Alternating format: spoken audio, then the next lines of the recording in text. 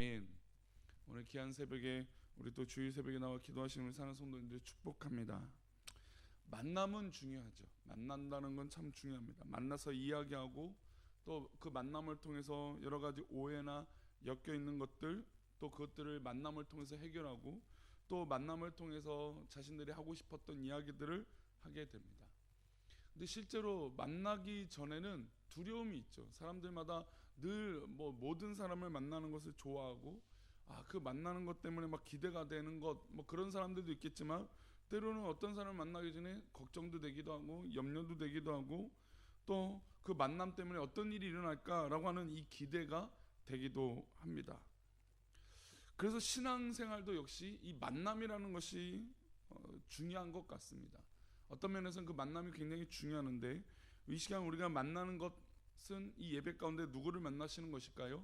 바로 우리 하나님을 만나는 것이고 우리 주님을 만나는 것인 줄 믿습니다.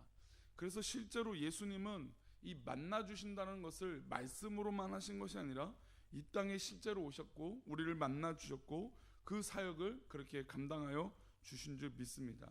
그래서 예수님이 이 땅에 오셔서 이 공생의 생활을 돌아보면 그저 그냥 한 곳에서 머물러서 말씀만 전하셔서 사람들이 몰려오게 만드신 것이 아니라 실제로 예수님은 가버나움에도 계셨고 가버나움 건너편에도 갈릴리 동편이나 서편이나 또 요단강을 건너시기도 하고 또 반대쪽에 계시기도 하셨고 또 예루살렘에 계시기도 했지만 사마리아 성읍까지도 가시면서 이 많은 것들을 돌아다니면서 하나님께서 또 예수님께서 직접적으로 인간들을 만나시고 그들을 위해서 사역을 하여 주시고 그들의 영혼을 고치시고 인도하여 주셨다는 것입니다.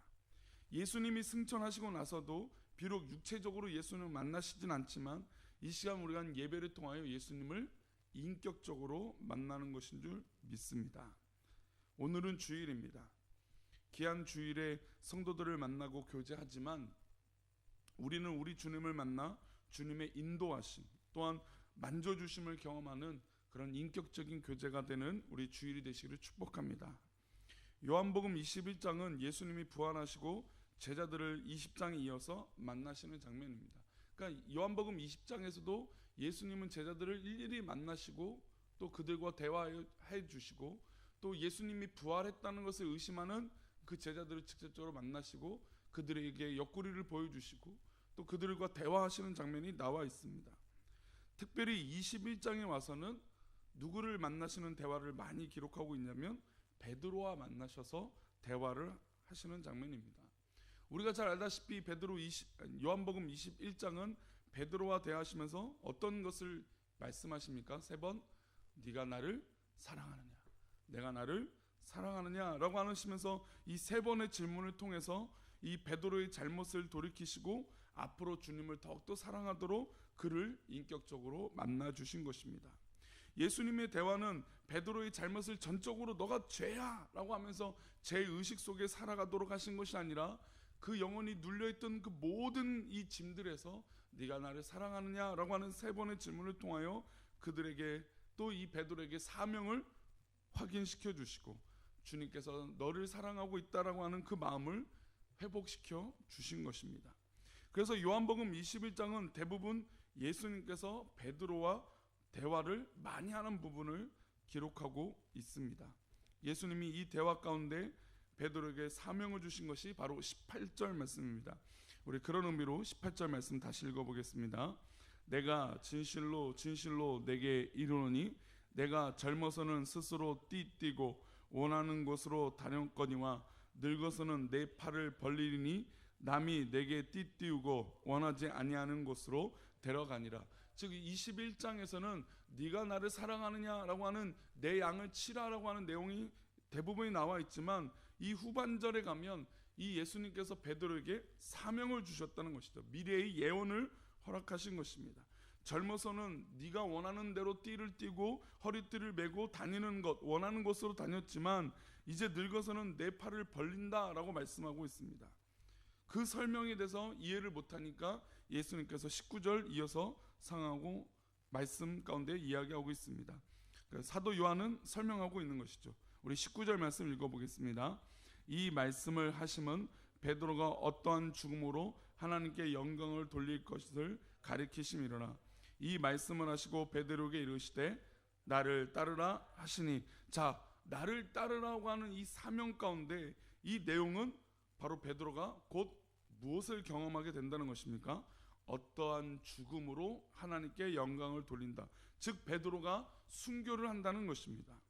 예수님을 부인하며 자신의 살 길을 찾았던, 자기를 유익하기 위해서, 자신을 유익하기 위해서 도망갔던 이 베드로, 예수님을 저주했던 이 베드로가 이제 하나님께 영광을 돌리는 삶으로 극적으로 뒤바뀌는 장면으로 예언하고 계신 것이죠. 결국 베드로는 순교를 해서 하나님께 영광을 돌린다, 그렇게 변화된다는 말씀으로 예언을 하신 것입니다. 그러면 베드로가 어떻게 이런 삶을 살 수 있을까요? 만약에 예수님이 요한복음 21장에서 베드로를 다시 만나지 않으셨다면 이 베드로가 이런 사명을 갖게 될 수 있을까요? 그렇지 않다는 것이죠. 예수님이 인격적으로 베드로를 다시 만나셔서 그가 눌려있던 모든 것에서 자유하게 해주시고, 왜냐하면 예수님을 부인했다고 하는 이 죄책감이 그에게 얼마나 컸겠습니까?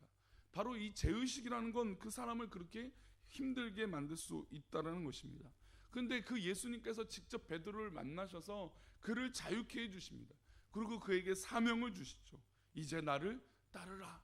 그러니까 이 사명을 갖고 이제 베드로는 자신이 예수님을 위해서 그 목숨을 걸고 살게 된다는 것입니다. 진정으로 베드로가 예수님을 다시 만났기 때문입니다.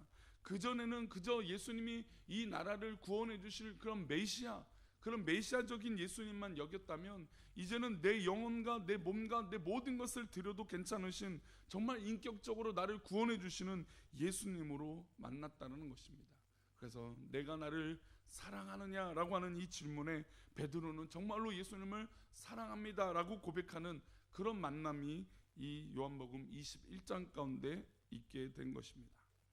새벽에 나와 기도하는 우리 귀한 성도님들은 예수님을 인격적으로 만나는 이 기쁨이, 이 베드로의 변화의 기쁨이 우리 사랑하는 성도님들 가운데 있기를 축복합니다. 주님의 사랑을 경험함으로 사랑하는 성도님들의 삶의 가치와 생각과 판단이 변화되어지는 축복이 있기를 축복합니다. 이 요한복음 21장에서는 베드로 말고 또 한 명에 대한 예언이 나옵니다. 이 한 명을 향해서도 예수님이 예언을 하시죠. 자신을 향한 예언을 듣고 나서 베드로는 옆에 있는 그 사람이 궁금했습니다. 우리 21절 말씀 읽어보겠습니다. 요한복음 21장 21절입니다. 읽겠습니다. 이에 베드로가 그를 보고 예수께 여짜오되 주님, 이 사람은 어떻게 되겠사옵나이까? 바로 이 사람은 사도 요한입니다. 우리가 알다시피 요한복음의 저자인 요한은 자신을 기록하면서 자신의 이름을 드러내지 않습니다. 그래서 이 사람, 이 청년, 여기 나와 있는 그 구체적인 단어로 요한이다라고 하지 않지만 스스로 이 사람이라고 하는 이 표현으로 자신의 이름을 감추고 있는 것이죠. 근데 베드로가 이 옆에 있는 요한을 보고 예수님께 물은 것이죠. 예수님, 이 제자, 이 요한은 어떻게 되겠습니까? 라고 묻습니다. 그리고 이 질문에 예수님은 대답을 하시죠.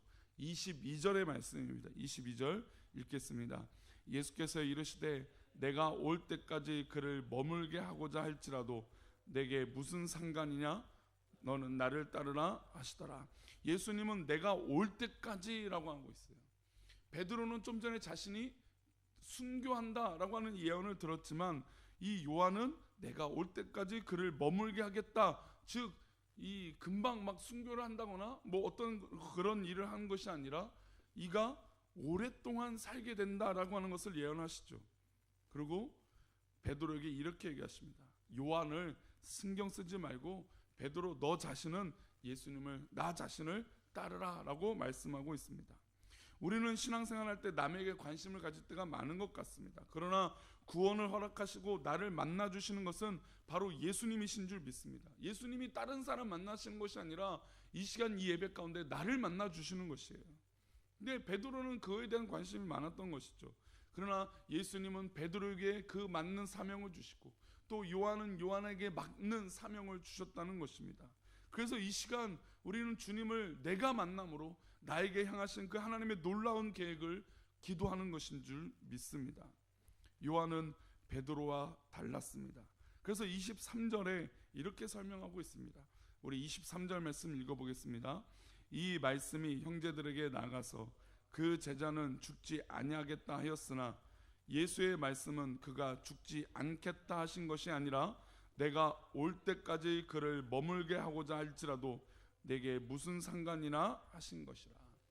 그러니까 요한이 뭐 불로 불사하고 죽지 않겠다 이런 의미로 예수님이 예언하신 것이 아니라 예수님께서 이 요한을 어머니 마리아를 맡기고 그가 오랫동안 살게 되면서 결국 무엇을 기록할 때까지 살게 하셨습니까? 모든 제자들이 다 순교하고 죽게 되었지만 이 사도 요한은 정말 끝까지 오래 살아남아서 예언을 받게 됩니다. 그 예언이 바로 어떤 성경입니까? 우리가 알고 있는 요한 계시록인 거죠. 그러니까 베드로의 삶은 베드로의 삶으로 하나님께서 인도하시는 것이고 요한의 삶은 요한의 삶답게 인도하신다는 것입니다. 그렇게 하나님의 뜻이 각자에게 있다라는 것이죠. 어떻게 보면 베드로와 완전히 다른 삶입니다. 이렇게 각 사람마다 다르고 제자들마다 다르지만 예수님은 그 한 사람, 우리 사랑하는 성도님들 한 사람을 만나시는 줄 믿습니다. 또한 이 새벽에 우리 성도님들을 만나시고 우리 꿈꾸는 교회 성도들을 만나시는 우리 주님이신 줄 믿습니다.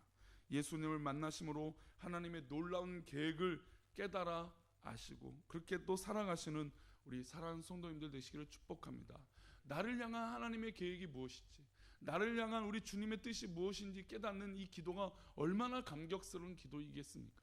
내 삶의 가치와 내 삶의 방향과 내 삶을 통해서 하나님께서 말씀하시는 것이 무엇인가라고 깨닫는 것, 그것이 바로 은혜인 줄 믿습니다. 이 새벽에 잠시 기도할 때 주님께서 나에게 주신 그 은혜를 깨닫는 놀라운 은혜가 있기를 축복합니다. 오늘자 맥체인 성경 읽기표 레위기 2장의 말씀을 보겠습니다. 레위기 2장입니다.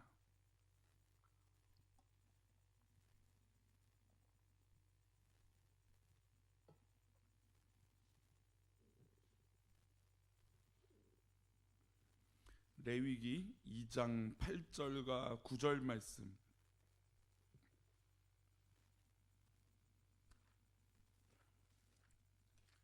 레위기 2장 8절과 9절 말씀. 우리 두 절의 말씀 읽어보겠습니다. 너는 이것들로 만든 소제물을 여호와께로 가져다가 제사장에게 줄 것이요 제사장은 그것을 제단으로 가져다가 그 소제물 중에서 기념할 것을 가져다가 제단 위에서 불사를 지니 이는 화제라 여호와께 향기로운 냄새니라. 아멘. 이 말씀은 하나님께서 이 번제 화제를 드리는 것에 대해서 방법을 알려주고 있습니다. 물론 이 말씀, 이 상황 가운데 하나님은 이 제물을 갖고 온 것을 불사르라, 기념될 만할 것을 불사르라 라고 하는 것이죠. 이것은 어떻게 보면 우리 사랑하는 성도들의 어떤 중요한 것, 또 하나님 앞에 구별된 것, 이것들을 하나님 앞에 가져다가 제단 위에 불사르라는 것입니다. 그러니 주님께 향한 그 모든 것을 향한 데 방해되는 것, 어떻게 보면 내가 전적으로 하나님 앞에 드릴 수 있는 것들을 드림으로 내가 내 시야와 내 판단과 내 생각에 모두 빼앗겨 있던 것들을 하나님 앞에 구별해 드림으로, 내 중요한 것들을 구별해 드림으로 내 삶을 전적으로 하나님 앞에 드리라고 하는 의미로 이 제물을 드리라고 말씀하고 있습니다. 근데 가만히 보면 레위기 말씀은 되게 어떻게 보면 딱딱하고 또 어떻게 보면 이거 해라 저거 해라 라고 하는 말씀이 굉장히 많이 반복하고 있습니다. 근데 그런 마음을 보면서 우리 하나님은 이렇게 우리에게 말씀해 주시고 가르치시길 원하시는구나, 그리고 우리 하나님은 우리에게 제안을 해주고 계시는 것은 이 레위기 말씀을 통해서 깨닫게 됩니다. 즉 우리가 레위기 말씀을 읽을 때 하나님은 이렇게 해라 저렇게 해라, 또 이것을 원하시고 저것은 진멸하시길 원하신다 라고 하는 말씀이 가장 많이 기록되어 있는 게 레위기 말씀이라는 것입니다. 그러면 우리가 이 세상을 살아갈 때 사실 말씀대로 산다는 것, 그 말씀대로 살아간다는 것이 사실 쉬운 일이 아닙니다. 그럼에도 불구하고 우리가 쉽지 않다는 이유로 나 몰라라 해서는 안 되는 것이죠. 그래서 마치 레위기 말씀을 우리가 멀리하는 것처럼 우리의 삶에서 하나님의 말씀을 우리 스스로 자꾸 멀리하는 경향이 있다라는 것입니다. 그러나 오늘은 무슨 날입니까? 바로 주일입니다. 우리가 때로는 말씀이 어렵게 느껴질 때도 있고 때로는 이 말씀이 나의 말씀이 아닌 것처럼 느껴질 때도 있습니다. 그러나 이 예배는 바로 이 번제를 드리는 이 화제는 바로 성도님들을 만나시는 하나님의 은혜요, 하나님께서 우리 성도님들을 향한 계획인 줄 믿습니다. 그러니 우리 사랑하는 성도님들, 하나님을 만나시길 축복합니다.